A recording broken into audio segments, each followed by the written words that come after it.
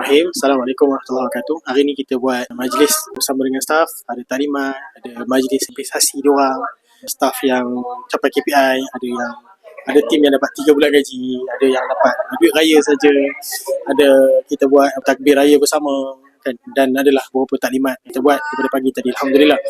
Jadi tuan-puan, kami keluarga kecil Mursyid Al-Harumain Travel ni, sekarang ni kita masih lagi hari ni dah 27 Ramadan malam ni, kami doakan tuan-puan mendapat Lailatul Qadar insya-Allah taala.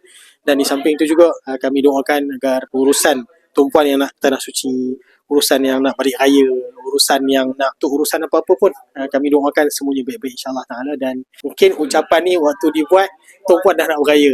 Jadi ucapan daripada kami mengucapkan selamat hari raya. Maaf zahir batin untuk buat semua muslimin muslimat yang sentiasa stay tune dengan kami, follow kami, like Facebook kami, TikTok kami, IG kami dan sebagainya. Dan tuan-puan yang terima kasih juga yang tuan-puan yang selalu ingat kami untuk pergi umrah, pergi tour kan. Moga-moga menjadi keluarga kami. Dan tuan-puan, kami doakan yang terbaik, doakan kami juga.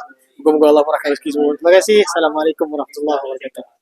Kami mengucapkan Selamat Hari Raya Aidilfitri. Maaf zahir dan batin. Kosong kosong.